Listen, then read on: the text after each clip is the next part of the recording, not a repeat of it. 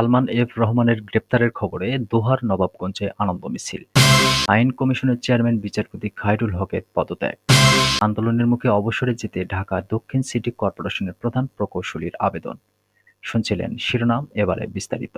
সাবেক প্রধানমন্ত্রী শেখ হাসিনার শিল্প ও বিনিয়োগ উপদেষ্টা সালমান এফ রহমানকে গ্রেপ্তারের খবরে ঢাকার দোহার ও নবাবগঞ্জ এলাকায় আনন্দ মিছিল হয়েছে। মঙ্গলবার রাত ৮টার দিকে এই দুই উপজেলায় আনন্দ মিছিল বের করা হয়। বিএনপি ও সহযোগী সংগঠনের নেতাকর্মীরা মিছিলে যোগ দেন। সালমান এফ রহমান ঢাকা এক আসনের সদ্য সাবেক সংসদ সদস্য। রাজধানীর নিউমার্কেট থানার একটি মামলায় সালমান এফ রহমান ও সাবেক আইনমন্ত্রী আনিসুল হককে গ্রেপ্তার করা হয়েছে। নৌপথে পালিয়ে যাওয়ার সময় ঢাকার সদরঘাট এলাকা থেকে দুইজনকে গ্রেপ্তার করেছে পুলিশ। বিভিন্ন গণমাধ্যমে এ খবর ছড়িয়ে পড়লে সালমান এফ রহমানের নির্বাচনী এলাকার বিক্ষুব্ধ জনতা আনন্দ মিছিল বের করেন।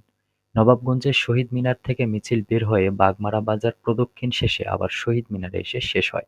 এ সময় সাধারণ মানুষের সঙ্গে নবাবগঞ্জ উপজেলা বিএনপির সাধারণ সম্পাদক আবুল কালাম খন্দকার সহ দলটির বিভিন্ন পর্যায়ের নেতারা উপস্থিত ছিলেন। মিছিল হয়েছে সালমান এফ রহমানের নিজ উপজেলা দোহারেও। সেখানে রাত ৮:৩০টায় জয়পাড়া ও উপজেলা সদরে আনন্দ মিছিল বের হয়।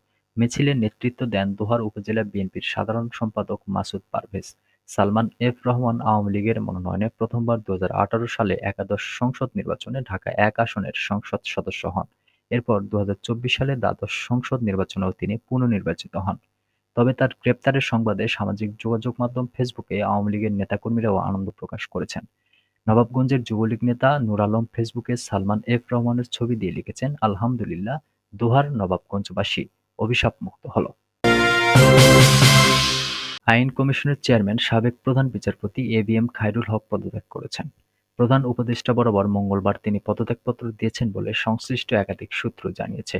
দেশের ১৯তম প্রধান বিচারপতি হিসেবে ২০১০ সালের ২৭শে সেপ্টেম্বর তিনি নিয়োগ পান। একই বছরের ৩০শে সেপ্টেম্বর থেকে তার নিয়োগ কার্যকর হয়। পরের বছরের ১৭ মে তিনি অবসরে যান। ২০১৩ সালের ২৩শে জুলাই বিচারপতি খায়রুল হককে ৩ বছরের জন্য আইন কমিশনের চেয়ারম্যান হিসেবে নিয়োগ দেওয়া হয়। ওই মেয়াদ শেষে কয়েক দফা কমিশনের চেয়ারম্যান হিসেবে তাকে পুনর্নিয়োগ দেওয়া হয়। আপিল বিভাগে থাকা অবস্থায় সংবিধানের ত্রয়োদশ সংশোধনী বা তত্ত্বাবধায়ক সরকার ব্যবস্থা বাতিল এবং ফতুয়া অবৈধ ঘোষণার রায় দিয়েছেন খায়রুল হক।